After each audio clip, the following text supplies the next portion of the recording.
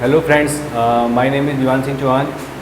जैसा कि आपको पता है कि हम गेट प्रीवियस ईयर की क्वेश्चंस सॉल्व कर रहे हैं। ठीक है, आज चलिए स्टार्ट करते हैं नया क्वेश्चन। ये 2007 में क्वेश्चन आया हुआ था ये। ठीक है, ये क्वेश्चन कह रहा है कि the piston rod of diameter 20 mm। ठीक है, एक पिस्टन रॉड है, उसका डायमीटर 20 mm है एंड लेंथ उसकी 700 mm है। In a hydraulic cylinder is subjected to a compressive force of 10 kN due to internal pressure। आपने देखा होगा कि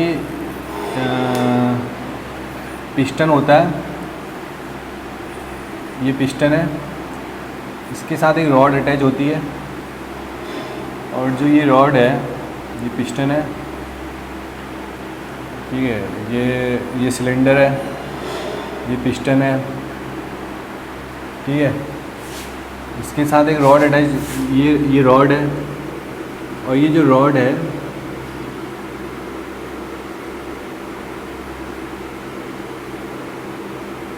ये यहाँ पर अटैच होती है। ठीक है, ये ऐसे रोटेट करता है, फिर पिस्टन, ठीक है, पिस्टन फिर रेसिप्रोकेट करती है, लेफ़्ट राइट लेफ़्ट ऐसे। ठीक है, और ये ऐसे रोटेट करता है। जैसे ये इधर जाएगा, ये इस साइड आएगी, इस साइड आएगा तो पिस्टन इधर जाएगा। ठीक है, ये है। तो इसमें जो पिस्टन रॉड की बात कर रहा है, ये वाली रॉड की बात कर रहा है। ठीक है, तो ये जो रॉड है इसका डायमीटर 20 mm दे रखा है। ठीक है, इस वाले रॉड का डायमीटर 20 mm दे रखा है और इसकी जो लेंथ दे रखी है वो 700 mm दे रखी है। ठीक है, हाइड्रोलिक सिलेंडर है।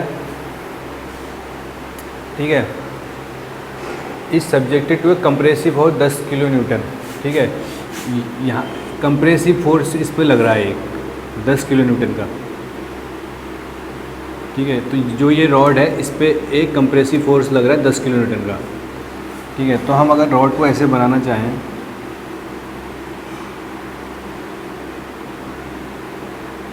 ये यहाँ पर हिंज्ड है।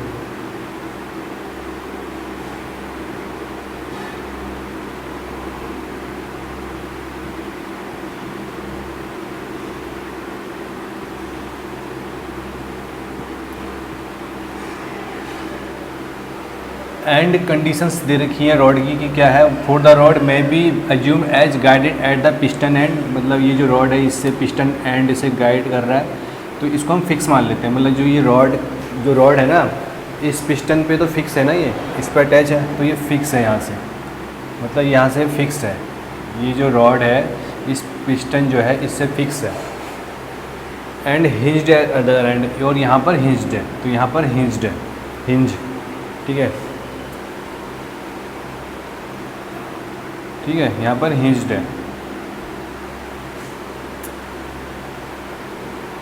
The Young's modulus is 200 GPa। हमको यंग्स मॉडुलस दे रखा है E 200 GPa।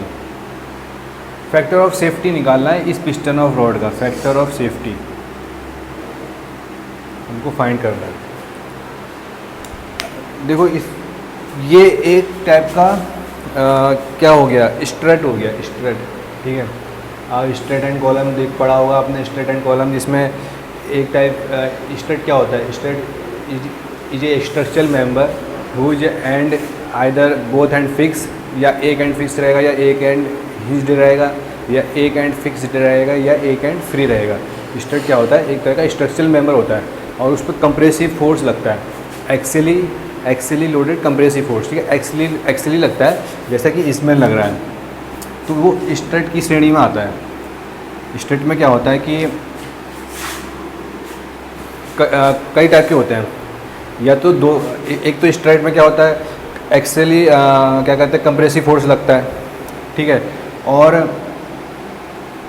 या तो उसके दोनों एंड फिक्स होंगे, जैसे इसके, और या एक एंड हिंज होगा या एक एंड फिक्स्ड होगा, या एक एंड फिक्स्ड होगा एक एंड फ्री होगा, वहाँ पर कोई ना हिंज है ना फिक्स्ड है। ठीक है, तो वो स्ट्रेट की श्रेणी में आता है। और कॉलम में क्या होता है कि कॉलम स्ट्रेट का ही एक पार्ट है, स्ट्रट का ही एक पार्ट है, उसमें क्या होता है, उसमें फिक्स हो जाता है, उसमें जो कॉलम में वर्टिकली लोड लगता है कंप्रेसिव, ठीक है, और उसके जो दोनों एंड होते हैं वो फिक्स्ड होते हैं, कॉलम के दोनों एंड फिक्स्ड होते हैं, और वो उसमें जो कंप्रेसिव लोड लगता है वो वर्टिकली लगता है, ठीक है। तो उसको हम कॉलम कह देते हैं, है वो स्ट्रट ही, पर हमने एक पार्ट उससे, स्ट्रट से एक पार्ट निकाल के आ गया कॉलम, ठीक है। तो strut is defined as a structural member subjected to a axial compressive load, ठीक है, एक्सियल कंप्रेसिव लोड। तो इसमें एक्सियल कंप्रेसिव लोड लगता है, और कॉलम में क्या होता है, वर्टिकल एक्सियल कंप्रेसिव लोड लगता है, वर्टिकल। और क्या कहते हैं, स्ट्रट में क्या होता है, वो किसी भी डायरेक्शन में हो सकता है, उसमें वर्टिकल होना, उसमें लोड का वर्टिकल होना ज़रूरी नहीं है कॉलम में, मतलब स्ट्रट में। कॉलम में लोड जो होता है वर्टिकल लगता है, एक्सियल कंप्रेसिव लोड लगता है, और हमेशा कंप्रेसिव लोड लगेगा। स्ट्रट और कॉलम की बात करेंगे, हमेशा कंप्रेसिव लोड लगेगा, और कॉलम में खासकर वर्टिकल लोड लगेगा एक्सियली, ठीक है। और वो कॉलम में दोनों एंड फिक्स्ड होते हैं। स्ट्रट में क्या होता है, वो एक कॉलम जो है वो स्ट्रट का एक पार्ट है, स्ट्रट में दोनों एंड फिक्स्ड भी हो सकते हैं, स्ट्रट में दोनों एंड फिक्स्ड भी हो सकते हैं, एक एंड हिंज और एक एंड फिक्स्ड हो सकता है, एक एंड फिक्स्ड और एक एंड फ्री हो सकता है, ठीक है, स्ट्रट में। और कंप्रेसिव लोड लगता है स्ट्रट में, तो ये एक टाइप का स्ट्रट है। तो इसमें क्या होता है, इसका एक फॉर्मूला निकल के आता है कि उसे कहते हैं, यूलर्स एक साइंटिस्ट है, उन्होंने एक फॉर्मूला दिया क्रिपलिंग लोड करके, ठीक है। तो उन्होंने लोड का कि इतना लोड कोई भी स्ट्रट, ये मैक्सिमम लोड है कि इससे ज़्यादा लोड होगा तो जो स्ट्रट या कॉलम है वो फेल हो जाएगा। उन्होंने एक फॉर्मूला दिया, इसमें उन्होंने कहा n pi square E I minimum divided by L square, ठीक है। ये क्रिपलिंग लोड हो गया एक टाइप का, इसे यूलर्स साइंटिस्ट उन्होंने दिया था। उसमें कहा था कि ये लोड, ये मैक्सिमम लोड है जो एक स्ट्रट या कॉलम सहन कर सकता है, उस इससे ज़्यादा होने पर वो फेल हो जाएगा, या तो बकलिंग हो जाएगी उसकी, क्योंकि इसमें कॉलम अगर बकलिंग हो जाएगी या क्रश हो जाएगा, ये एक अलग टॉपिक हो जाता है, ठीक है। ये इसमें केवल हमको ये जानना है इसमें कि ये लोड निकल के आता है, स्ट्रट और कॉलम आप पढ़ोगे तो उसमें ये लोड निकल के आएगा, और ये जो लोड होता है ये मैक्सिमम लोड होता है, maximum crippling load maximum load होता है, इससे ज़्यादा होने पर मटेरियल फेल हो जाता है, ठीक है। तो ये हमारे लिए एक तरह का लोड हो गया कि इससे ज़्यादा होने पर मटेरियल फेल हो जाएगा, हमें, है नहीं। तो यहाँ से हम क्या होता है कि जो एन, अब मैं बताता हूँ, ई क्या है, यंग्स मॉडुलस है, ई जो हो गया वो यंग्स मॉडुलस हो गया,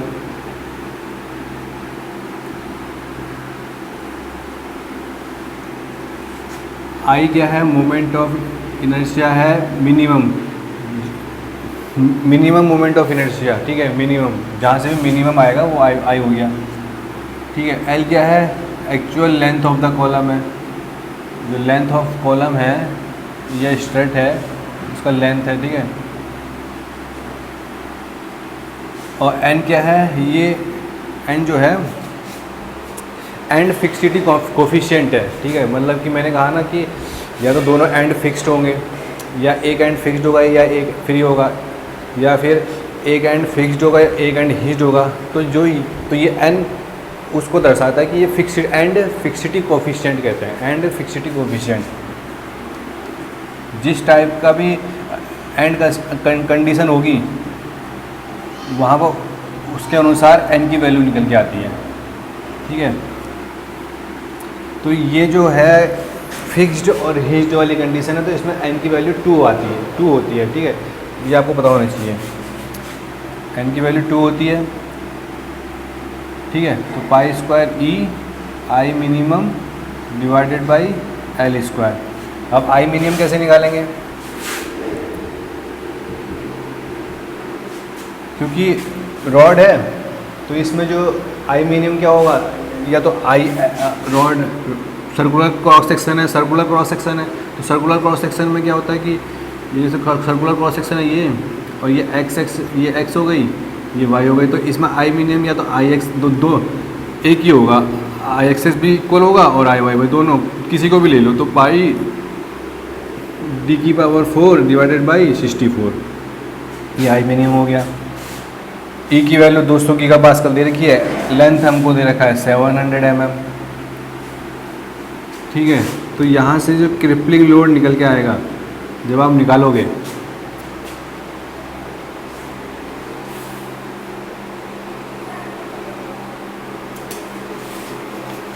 तो ये निकल के आता है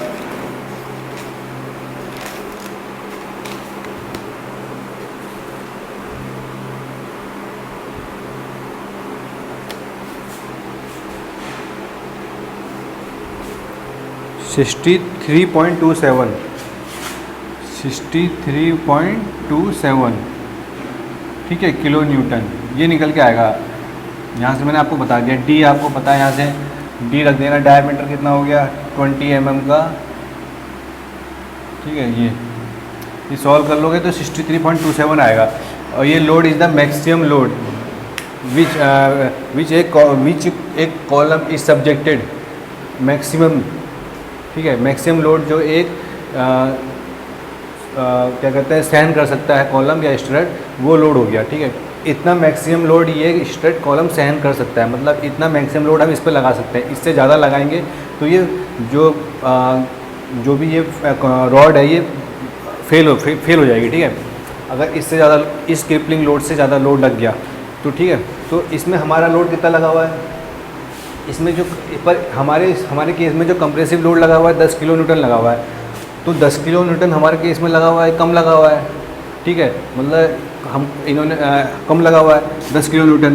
तो फैक्टर ऑफ सेफ्टी कितना दिया होगा इसमें, तो फैक्टर ऑफ सेफ्टी क्या, ये फैक्टर ऑफ सेफ्टी कितना होगा, मैक्सिमम लोड और वर्किंग, मतलब मैक्सिमम लोड और वर्किंग लोड,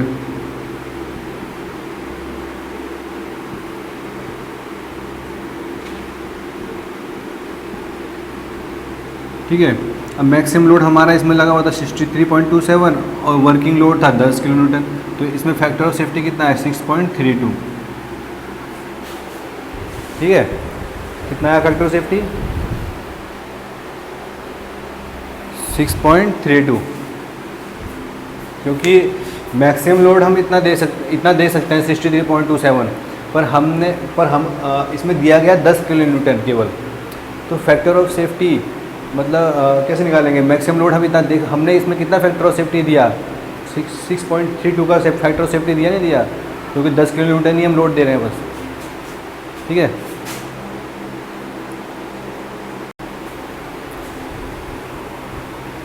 चलिए नेक्स्ट क्वेश्चन देखते हैं, ठीक है। तो इस क्वेश्चन में क्या रखा है कि a forced steel link with uniform diameter of 30 mm, ठीक है।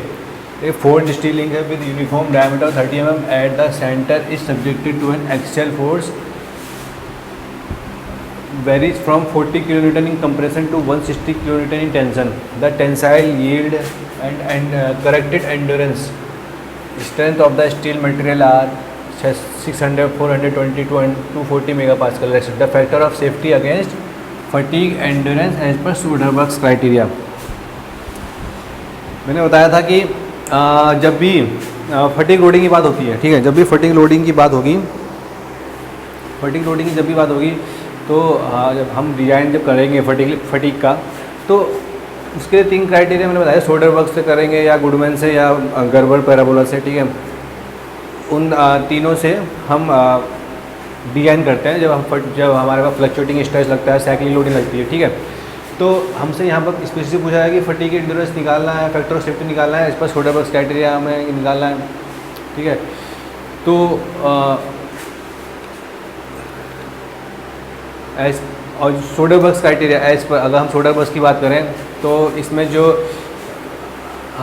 लेते हैं कि क्या कहते हैं फेलियर स्ट्रेस में हम यील्ड स्ट्रेंथ पे लेते हैं कि अगर yield SYT yield strength, yielding से ऊपर भी हमारा अगर मटेरियल का स्ट्रेस पहुंच जाता है, अगर यील्ड SYT से ऊपर स्ट्रेस आता है तो हम मान लेते हैं मटेरियल फेल हो गया। यील्डिंग के बाद ही अगर गुडमैन में हम देखते हैं उसमें हम अल्टीमेट स्ट्रेंथ लेते हैं, उसमें हम लिखते हैं कि अगर अल्टीमेट स्ट्रेंथ के बाद स्ट्रेस आता है तो वो हम फेलियर मान लेते हैं, ठीक है।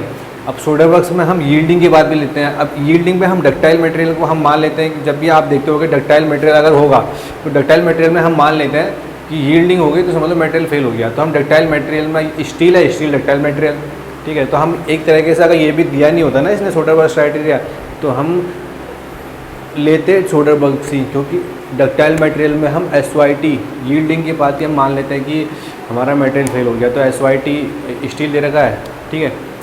तो अब हम फैक्टर ऑफ सेफ्टी निकालना है। अब बता दें कि देखिए हमें डायमीटर दे रखा है 30 mm और फोर्ज स्टील लिंक और विद यूनिफॉर्म डायमीटर और सेंटर सब्स्टिट्यूट एक्सियल फोर्स, और उस पर एक्सियल फोर्स लगा रखा है जो 40 वेरी करता है 40 kilonewton in compression to 160 kilonewton tension. अब आप बताइए ये किस तरह का अगर साइक्लिक लोडिंग है। 4 तरह की साइक्लिक लोडिंग होती है, completely reversible cyclic load, alternating load, fluctuating load, repeated load, ठीक है। तो ये किस तरह का है, माइनस से मैग्नीट्यूड भी चेंज हो रहा है और डायरेक्शन भी अपोजिट है। तो ये किस तरह का हो गया, अल्टरनेटिंग हो गया, नहीं हो गया। अल्टरनेटिंग लोड में क्या होता है, माइनस से प्लस जाता है और मैग्नीट्यूड भी चेंज होता है, ठीक है। तो ये एक टाइप का अल्टरनेटिंग लोड हो गया जो फ्लक्चुएटिंग लोड हो गया। तो इसमें हमको ये दे रखा है कि जो, और ये एक्सेली वेरी करना, ठीक है। 40 किलो न्यूटन इन कंप्रेशन, हम मान लेते हैं कि जो P1 है वो -40 किलो न्यूटन है, कंप्रेशन में क्या रखा है तो माइनस मान लिया, और जो P2 है वो 160 किलो न्यूटन है इन टेंशन, ठीक है। हमको अल्टीमेट स्ट्रेंथ दे रखा है, SUT दे रखा है 600, SYT दे रखा है 420 और हमको करेक्टेड एंड्योरेंस स्ट्रेंथ भी दे रखा है, करेक्टेड एंड्योरेंस स्ट्रेंथ दे रखा है हमको 240, ठीक है। करेक्टेड एंड्योरेंस स्ट्रेंथ मतलब उसमें हमने साइज़ फैक्टर, फिनिशिंग सब कंसीडर कर लिया, तो तब जाके वो करेक्टेड निकल के आया है, ठीक है। ये मेगा पास्कल।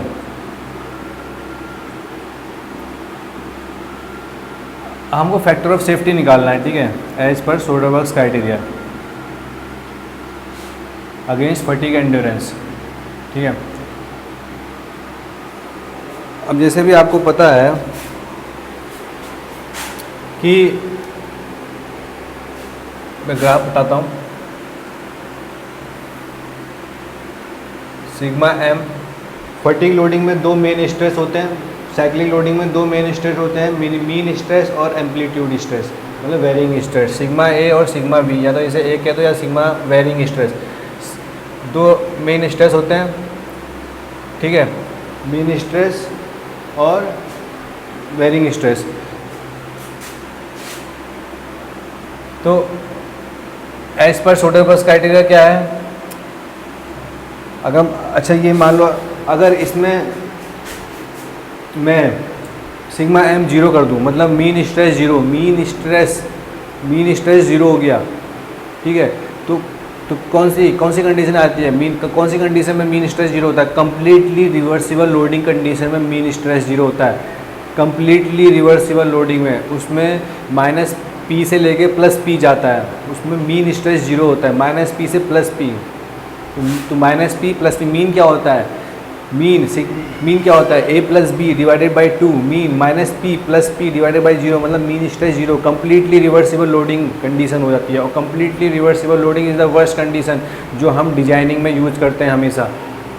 अगर हमको नहीं दिया है कि कौन सा वाला मतलब कंडीशन लेना है, तो हम कंप्लीटली रिवर्सिबल लोडिंग कंडीशन को लेके ही डिज़ाइन करते हैं, ठीक है। तो कंप्लीटली रिवर्सिबल लोडिंग में एक लिमिट आती है, उसमें जो मैक्सिमम स्ट्रेस पहुंचता है उसको एंड्योरेंस लिमिट कहते हैं, एंड्योरेंस स्ट्रेस, ठीक है। Endurance strength is defined as is the maximum stress in completely reversible loading that can withstand for an infinite number of cycle without a crack initiation, ठीक है। Endurance जो क्या होता है ना, अब जैसे आप देखते होगे डक्टाइल मटेरियल में अगर हम SYT से हमारा ऊपर स्ट्रेस आ गया, यील्ड से ऊपर हमारा मटेरियल में स्ट्रेस आता है तो हम मान लेते हैं कि फेल हो गया। ऐसी फटीग लोडिंग में होता है कि अगर एंड्योरेंस जो लिमिट होती है उससे ऊपर हमारा स्ट्रेस आ गया, एंड्योरेंस स्ट्रेंथ से ऊपर हमारा स्ट्रेस आ गया, ठीक है, फटीग लोडिंग केस में अगर हम निकाल रहे हैं तो हम मान लेते हैं कि हमारा मटेरियल फेल हो जाएगा, क्योंकि एंड्योरेंस लिमिट जो स्ट्रेस होता है, अगर उस स्ट्रेस तक मैं हमारा जो पार्ट है, हमारा जो मटेरियल है, वो इनफाइनाइट नंबर ऑफ साइकिल्स झेल सकता है।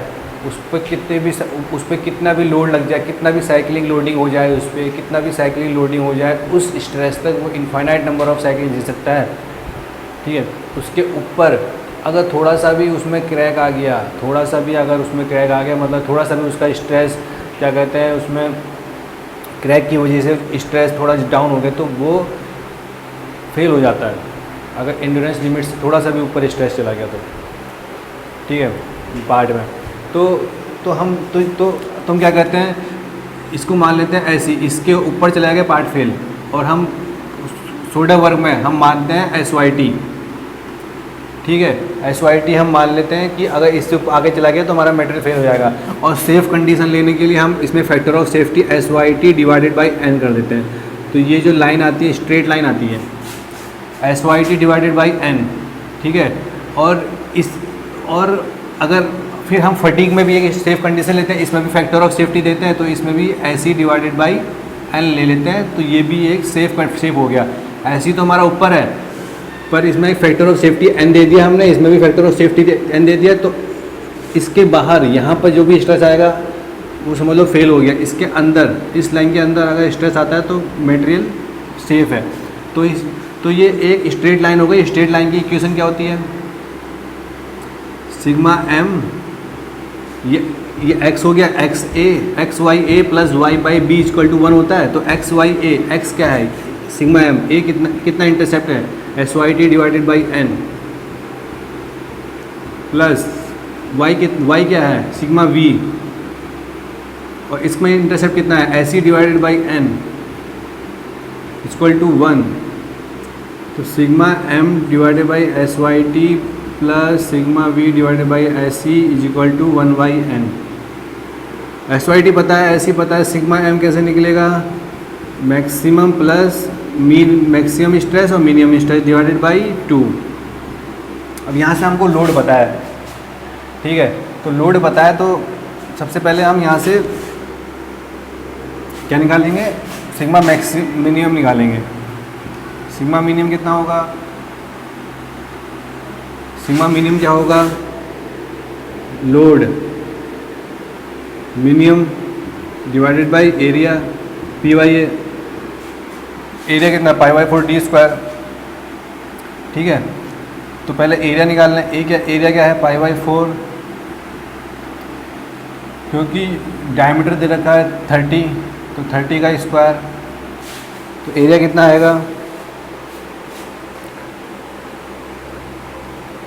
π/4 मल्टीप्लाई बाई d², 706.86 mm² आ गया।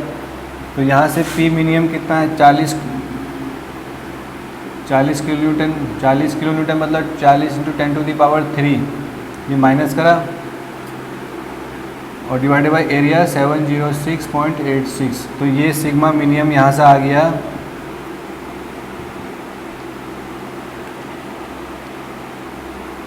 माइनस के 56.58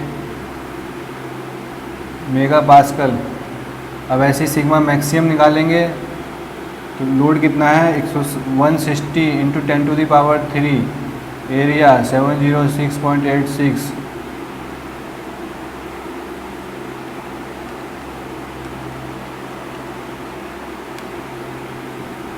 दो 226.35 मेगा पास्कल, ठीक है। तो यहाँ से सिग्मा मीन की वैल्यू आ जाएगी, कितने आएगी, इसे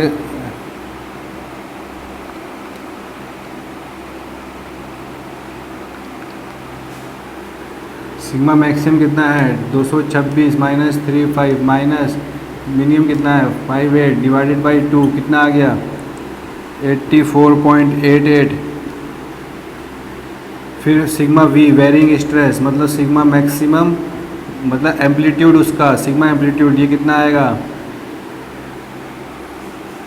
200 मैक्सिमम कितना है 226.35 माइनस ये भी माइनस तो minus minus plus 56.58 divided by 2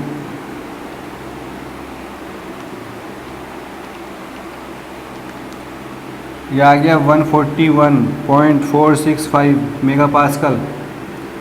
अब यहाँ से ये इक्वेशन सॉल्व करेंगे ये वाली, इसमें सिग्मा एम की वैल्यू कितनी है, ये रही 84.88, एस वाई टी कितना है 420, सिग्मा वी की वैल्यू कितनी है 141.465, ऐसी कितना है 240 into 1/n factor of safety हमको निकालना है, तो n की वैल्यू कितनी आएगी,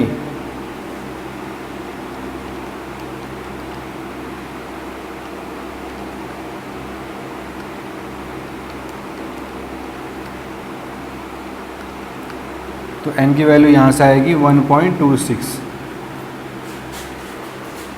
ठीक है,